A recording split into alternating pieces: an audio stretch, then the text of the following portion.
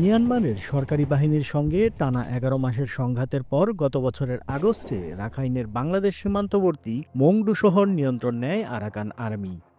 এরপর থেকেই নাফ নদ ও সাগরে মাছ ধরতে যাওয়া জেলেদের প্রায়ই অস্ত্রের মুখে অপহরণ করছে তারা। গত ৪ দিনে ৪৬ জেলেকে অপহরণ করে নিয়ে যাওয়া হয়েছে। এখন পর্যন্ত যাদের একজনকেও ফিরিয়ে আনা সম্ভব হয়নি। সবশেষে ২৬ আগস্ট টেকনাফের নাফ নদের মোহনা থেকে দুটি মাছ ধরার ট্রলার সহ ১৩ জন জেলেকে ধরে নিয়ে যায় আরাকান আর্মি।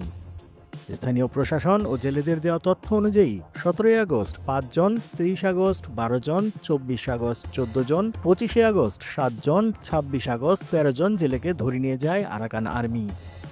স্থানীয় জেলেদের অভিযোগ, প্রায়ই আরাকান আর্মি শাহপরীর দ্বীপের কাছাকাছি নাফ নদের নাইখঙ্গিয়া এলাকায় স্পিডবোট যোগে অস্ত্রশস্ত্র নিয়ে ধাওয়া করে বাংলাদেশি জেলেদের। তাদের ধাওয়ায় মঙ্গলবার একটি মাছ ধরার ট্রলার ডুবির ঘটনাও ঘটেছে। ওই সময় ৬ জেলেকে জীবিত উদ্ধার করে কোস্টগার্ড। এছাড়া নাফ নদের বাংলাদেশ অংশে ঢুকে যখন তখন জেলেদের ধরে নিয়ে যাচ্ছে এই সশস্ত্র গোষ্ঠী। স্থানীয় প্রশাসন সূত্র জানায়, মিয়ানমারের মংডুর সঙ্গে বাংলাদেশের ২৭০ কিলোমিটার সীমান্ত রয়েছে। নাফ নদ বাংলাদেশ ও মিয়ানমারের সীমানা ভাগ করে রেখেছে। গত বছরের আগস্টে রাখাইনের বাংলাদেশ সীমান্তবর্তী মংডু শহর নিয়ন্ত্রণ নেয় আরাকান আর্মি। এরপর থেকেই নাফ নদ ও সমুদ্র থেকে জেলেদের অপহরণের ঘটনা বেড়েছে। বিজিবি সূত্রে জানা যায়, গত ৮ মাসে বাংলাদেশ মিয়ানমার সীমান্তে নাফ নদ সংলগ্ন এলাকা থেকে অন্তত ৩০০ জেলেকে অপহরণ করেছে আরাকান আর্মি।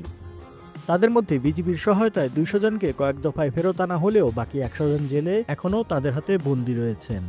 এর মধ্যে গত ৪ দিনে আরও ৪৬ জেলেকে ধরে নিয়ে যায় আরাকান আর্মি। জেলে ও স্থানীয়দের আশঙ্কা, এভাবে চলতে থাকলে স্থবির হয়ে পড়বে নাফ নদের তীরবর্তী জেলেদের জীবন জীবিকা।